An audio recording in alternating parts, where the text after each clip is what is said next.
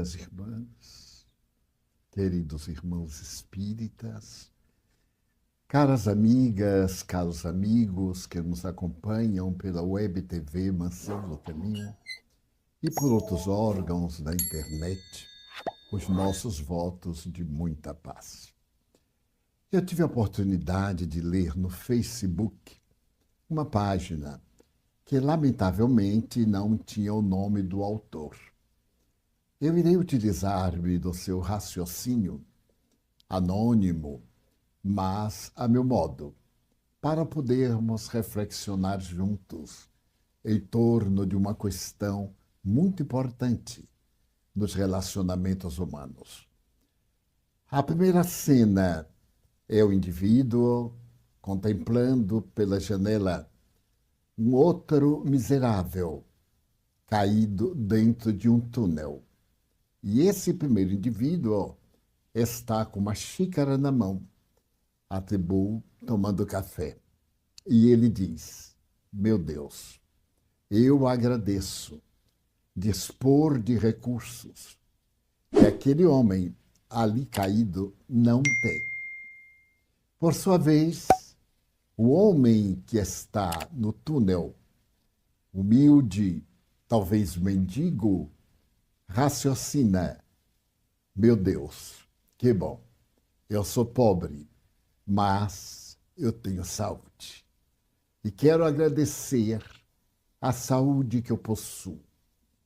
Logo mais adiante, aparece a figura de alguém tresvariado. E este olha em derredor da cidade e diz: meu Deus, eu agradeço essa pequena coisa que eu tenho, porque afinal não é uma doença muito grave.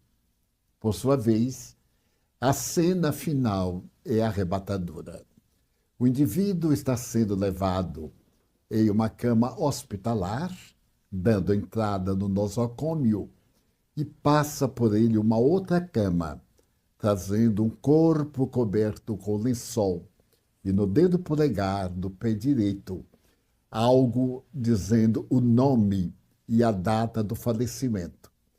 E aquele doente que parece estar indo para a sala de cirurgia diz: ah, meu Deus, eu agradeço a vida. Mas o morto não tem oportunidade, porque para ele a vida orgânica já passou. Fiquei meditando a respeito dessa oportuna reflexão. E lembrei-me que bem pouco agradecemos à vida, a grandeza e o milagre da própria vida. Afinal de contas, a vida, na sua generalidade, como dizia Aristóteles, é tudo aquilo que vibra, tudo aquilo que se movimenta, tudo aquilo que tem ação. Então, a isso nós poderemos chamar vida. No que se refere à criatura humana, o grande biólogo francês Claude Bernard assevera que a vida é essa junção de órgãos do corpo humano que termina por elaborar a consciência, o pensamento, a lógica, a razão. Mas se nós perguntarmos a um poeta o que é a vida, lírico, ele dirá que é o pulsar das estrelas.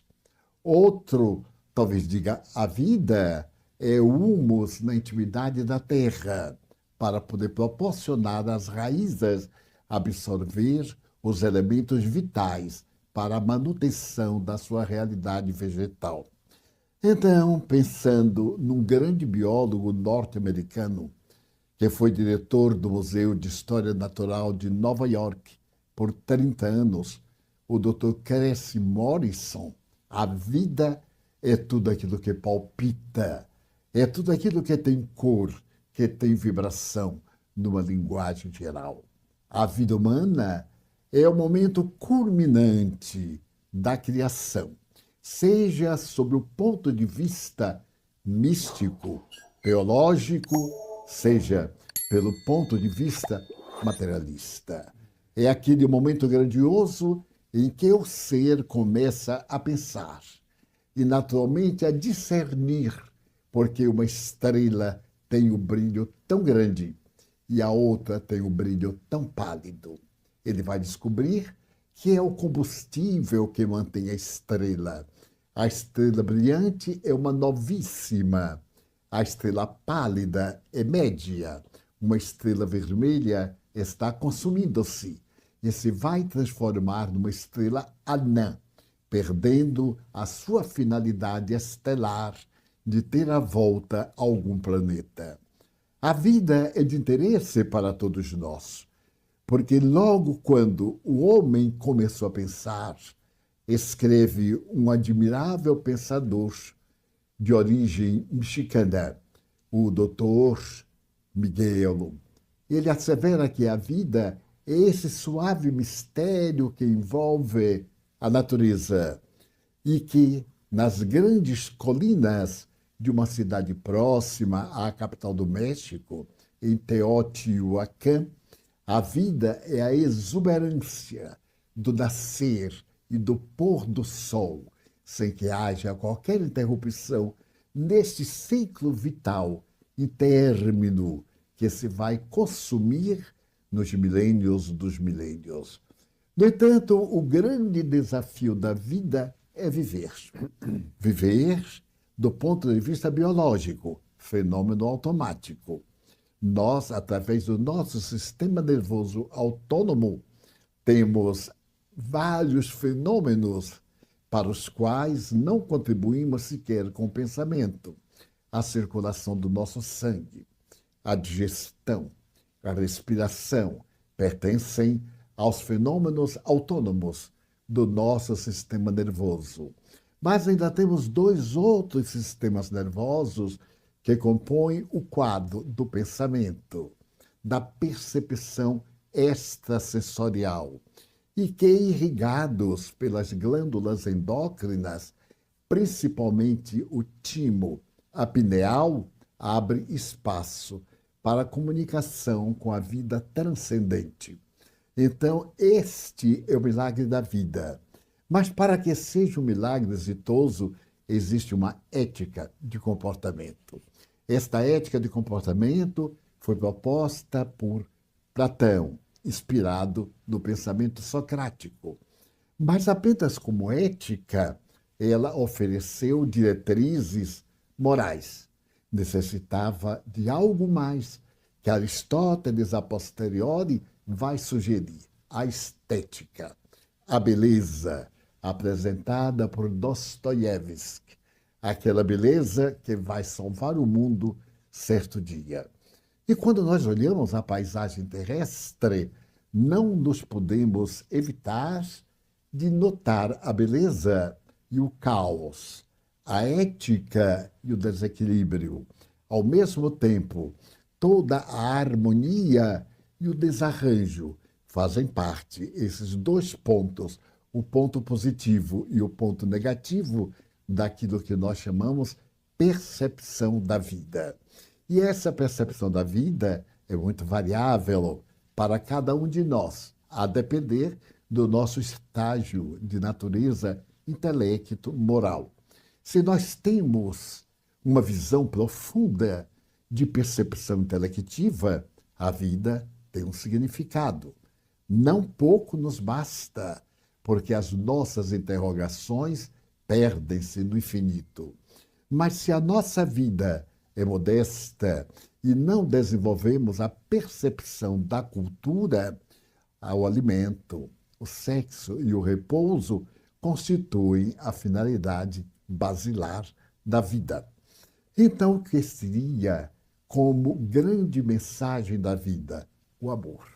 Porque o amor é o próprio ar de Deus, dando energia ou vitalidade à vida. Daí João, o evangelista, dizer que Deus é amor. Mas para que nós possamos exercer o amor, há outros sentimentos que se incorporam a esse sentido ético para poder tornar o amor realmente um quadro relevante. E um dos sentimentos básicos do amor chama-se gratidão. Gratidão, na atualidade, é algo um tanto esquecido. Quando a Unesco compôs as linhas básicas para a vida de paz universal, estabeleceu 6 princípios, sendo que o último está exarado nos seguintes termos: temos que redescobrir a solidariedade. Equivale dizer que, em alguma época, já fomos solidários, mas na atual vida nós estamos solitários. A nossa vida está cheia do ego, das ambições pessoais, das paixões que não nos preenchem, o chamado vazio existencial. E o vazio existencial ocorre principalmente por causa do ego, aquilo que eu quero, não aquilo que eu sou, o que eu pretendo, mas não que eu já consegui. Essas realizações externas da minha personalidade e não as razões internas da minha individualidade, aquilo que eu sou em relação àquilo que eu estou. Então, nós vamos reflexionar um pouco a respeito de gratidão. A gratidão é uma virtude, porque é algo inabitual, considerada um desafio para o nosso ego. É este sentimento de retribuir o bem que se recebeu e de anular o mal que se nos façam. Quando eu sou uma pessoa grata à vida, o mal dos maus não me faz mal, porque não sintonizo, mas o bem me faz enriquecido e eu me torno o veículo do bem, esperando a resposta da gratidão. A gratidão em si mesma não exige nenhuma compensação. Por isso que, ao abordar o tema da caridade no amor, Jesus diz que uma mão não saiba o que a outra faz. Equivale dizer a inconsciência do gesto, fazer por hábito, fazer por uma constituição de servir à humanidade. Então vai-se semeando. Nem todo semeador aguarda o fruto da sua insementação, porque alguns, dizia Rui Barbosa, semeiam a couve para comerem amanhã. Outros semeiam o feijão para comer dentro de 3 dias, ou 3 meses, aliás. Outro vai semear a árvore para ter o lenho para a construção da casa. E eu complemento, existem os que semeiam vidas para toda a eternidade. Semear vidas é ser grato à vida. Então, aquele homem que estava tomando café e que era um rico, agradecia a Deus não ter a necessidade que a pobreza leva ao indivíduo. Era uma forma de gratidão a Deus. Nós, invariavelmente, não agradecemos os bens, as bênçãos de que somos objetos diariamente. Despertamos, achamos interessante ou não o dia.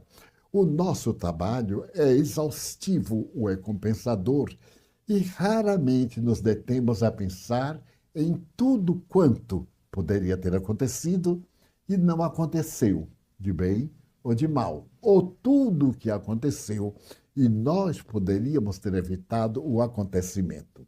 Quando eu era mais jovem, em determinada ocasião, sucedeu-me algo muito bom. Eu fiquei emocionado e, na minha emoção, eu esqueci de verbalizar a gratidão. Então, Joana de Ângeles, a instrutora espiritual, me disse: meu filho, nunca te esqueças de verbalizar o sentimento da gratidão. Eu disse, mas a pessoa sabe? Não, talvez não se tenha apercebido. E como o bem que te fez talvez não tenha notado, vale a pena que tu estimules essa faculdade gentil do outro, para que ele possa discernir o outro lado da questão, quando obra, quando opera de uma forma negativa.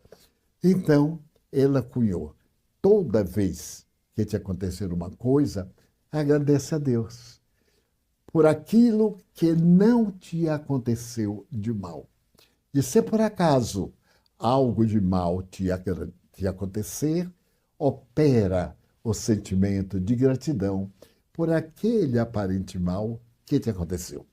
Passaram-se muitos anos e eu aprendi, na medida do possível, a ser grato, a dizer as palavras muito obrigado, mas não apenas a dizê-las, a sentir a alegria em poder dizê-las. E faz alguns anos eu havia terminado uma conferência em Londres e fui apresentada a uma senhora muito simpática. Ela me falou que era irlandesa e, como eu não sou muito bom em inglês, a minha intérprete me deu uma grande ajuda e me contou a sua história. Normalmente, quando eu estava em Londres ou quando era anunciado, ela tinha o prazer de vir para participar das reuniões, para confraternizar. E numa oportunidade posterior em que nós conversamos, ele disse: Miss Schmidt, eu quero agradecer a sua presença. É tão bom quando me levanto e no auditório eu noto o seu sorriso e o seu adeus que me comovo. Ela disse: mas isso lhe faz bem? Eu disse: faz-me muito bem, porque é sinal de que a senhora tem por mim uma certa afeição.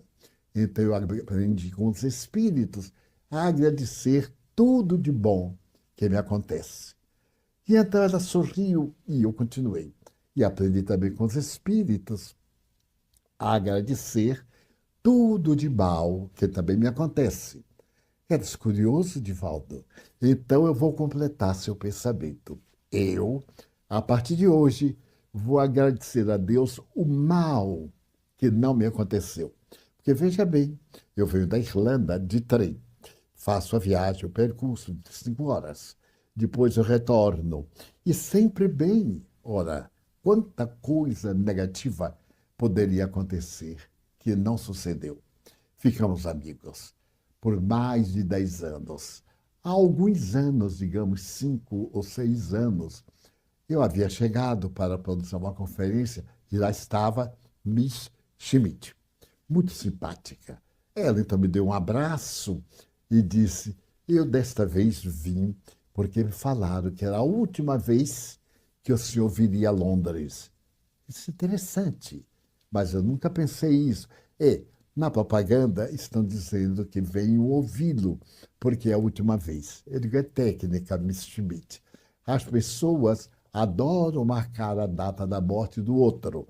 E a gente fica curioso para ver pela última vez. Mas eu tenho a impressão que não vou morrer logo.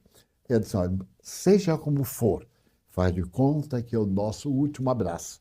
Deu-me um abraço. Eu disse-lhe: muito obrigado pelo seu abraço, pelo que me aconteceu. Passaram-se os meses, voltei a Londres. Voltei no ano imediato. E ao terceiro ano, eu me recordei de Miss Schmidt. Não lembrava de a ter visto nos 2 anos anteriores. Então percorri o auditório com o olhar enquanto falava e ela não estava presente. Supus alguma dificuldade, algum problema de saúde. Ao terminar a reunião, eu perguntei à gentil intérprete: então, que notícias você me dá de Miss Schmidt? E ela disse: você não sabe, Divaldo? Eu digo: não, não sei.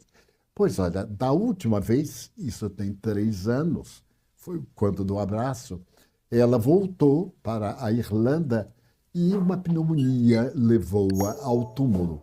Ela morreu. Eu digo: meu Deus, então agora eu agradeço novamente o último abraço que ela me deu. Aí eu fiquei pensando, essa problemática de se dizer que é a última vez que nós vamos ver fulano e beltrano, não pense que é pela morte do outro, talvez seja pela nossa própria desencarnação, porque nós sempre achamos que o outro é que vai desencarnar. Muito bem, passaram-se os tempos e veio um período, há aproximadamente 20 anos, em que os espíritos me sugeriram realizar aqui em nossa casa a Semana da Gratidão. contaram-me várias e belas histórias sobre o sentimento de gratidão.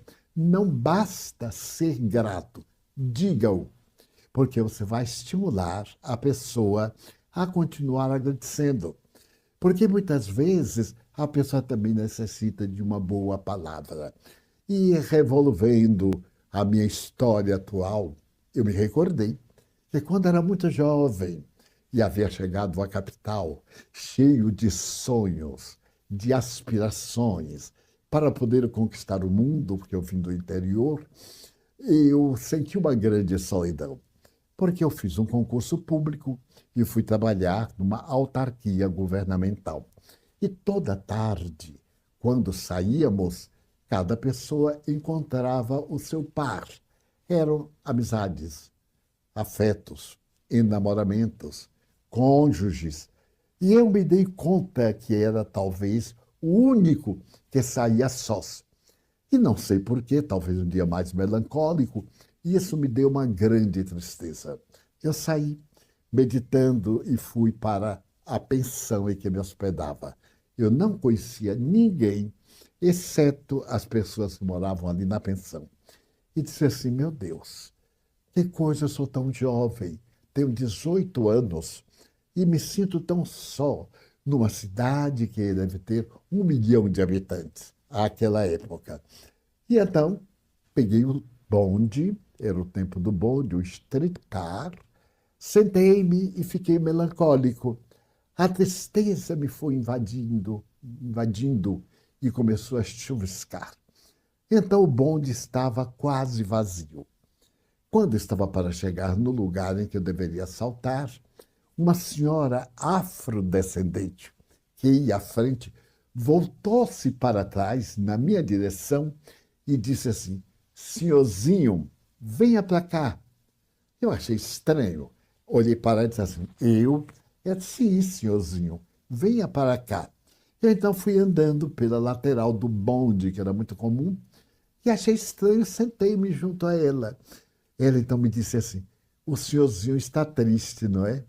Era o que faltava, porque logo eu me comovi. Eu precisava de alguém para me provocar as lágrimas. E eu disse assim: sim, senhora, eu me sinto muito triste, porque minha família mora fora. E ela então me disse assim: posso pegar na sua mão? Eu digo: mas minha senhora, para mim será um motivo de alegria. Ela pegou a mão e eu senti aquela mão calosa do trabalhador, rude e sofredor. A minha era mais macia, porque eu lidava com papéis, psicografava, escrevia à máquina. Então, claro, a mão era menos rude do que aquela, mas a mão dela não era apenas rude, era uma mão segura, porque ela apertou a minha e eu senti um amparo de uma mão amiga, protetora. Ela então olhou bem para mim, era uma senhora de uns 70 anos, a pele enrugada, mas linda face. Aquela face de ternura, ela sorriu e disse: não salte aí não. Eu disse: mas como a senhora sabe que eu ia saltar? Ela disse assim: meu filho, no mundo tem muita coisa que a gente não sabe. Eu então me lembrei da frase de Shakespeare, de que embaixo dos céus há muitos mistérios. Mas ela era uma pessoa que nunca ouviu falar de Shakespeare. Então eu achei graça de mim mesmo e resolvi não saltar. Fomos saltar na parte terminal. Era um lugar meio deserto, na época em que não havia grande número de casas. Ela disse: venha comigo até o meu barraco. E eu imaginei o que seria um barraco. Naquela época eu não sabia a expressão. Fomos andando para o lado das casas construídas nos pântanos de Salvador. Era uma casa de pau a pique, muito modesta, mas muito limpa. Chamou minha atenção o chão tão varrido, como se diz na minha terra, que se podia comer farinha no chão, porque não estava sujo. Ela sentou-se, mostrou num banquinho e disse: eu sei que o senhorzinho gosta muito de café. Eu disse: é verdade. Então eu vou preparar um café. Pegou um coador daqueles antigos, que já não tinha cor, não era nem moreno, nem preto, nada, era antiquíssimo. E fez um café horrível e me deu para tomar. mas foi o café mais saboroso da minha vida, porque nem açúcar eu pus, tão deslumbrado eu estava com aquela senhora que me chamava de senhorzinho. E aí eu me perguntei, meu Deus, é um anjo que veio do céu para me dar as mãos.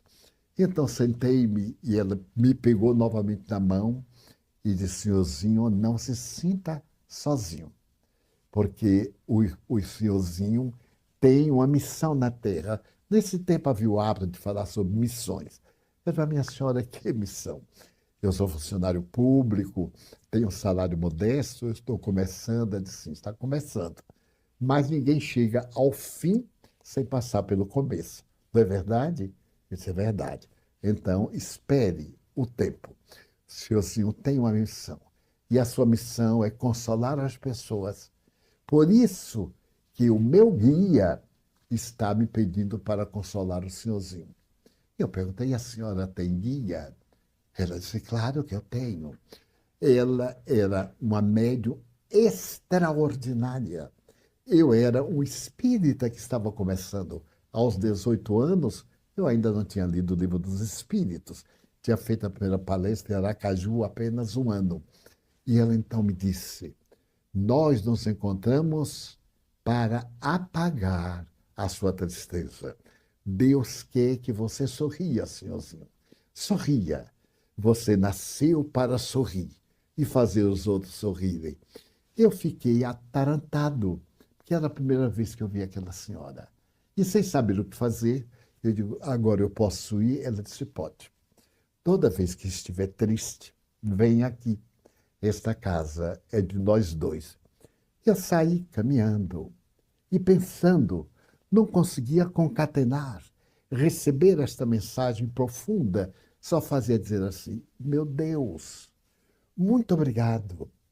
Uma senhora estranha me ama, ela me quer bem. Muito obrigado, meu Deus. E aí me comovi muito. Eu era muito inexperiente e fui andando até o local em que eu me hospedava.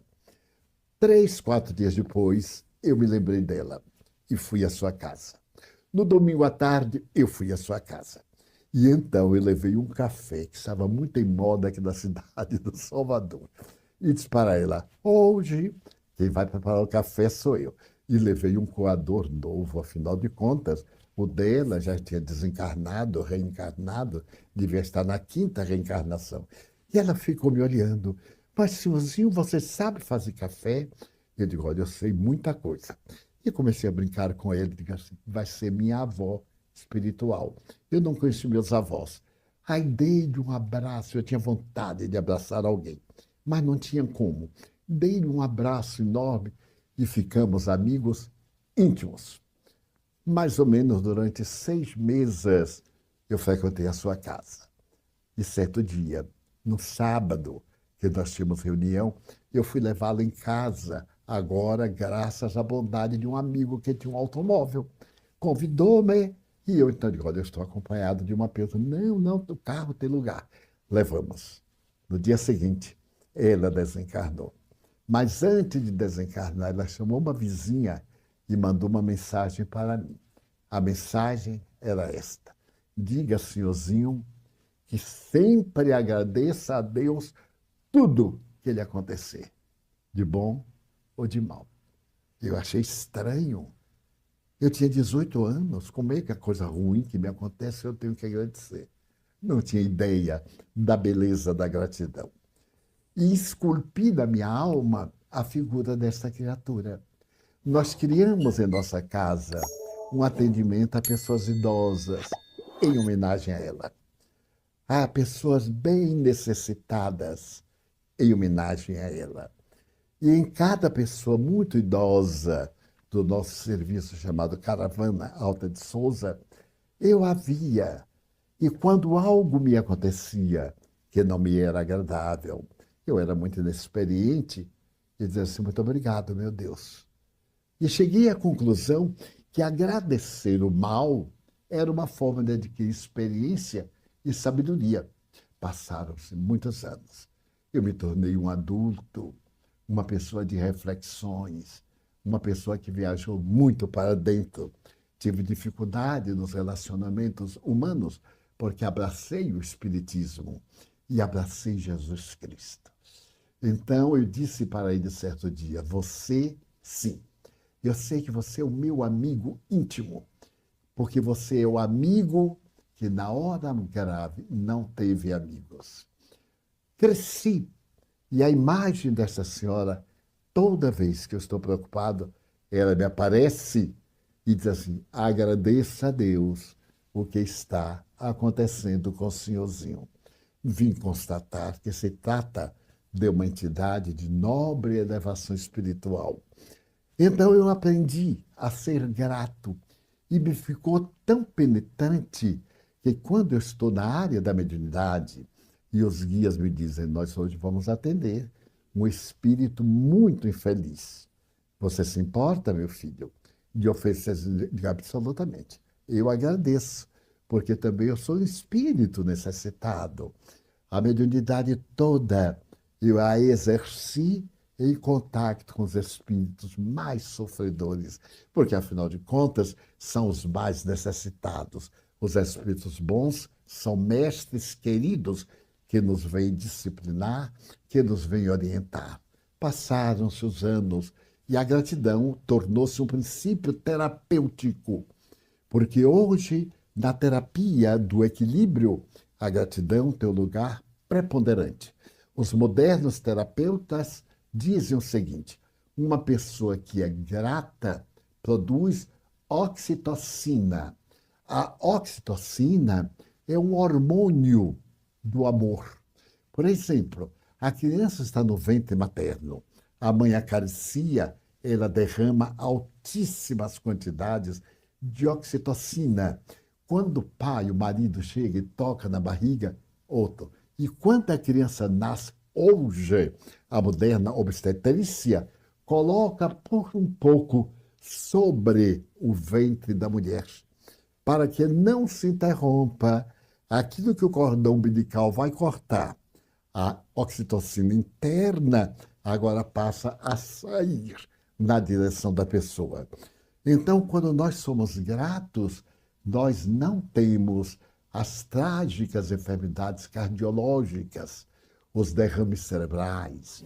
Quando nós temos o sentimento de gratidão, a nossa pulsação não tende a altas manifestações. Ela é sempre um pouco mais baixa, o que é muito comum nos médiuns equilibrados.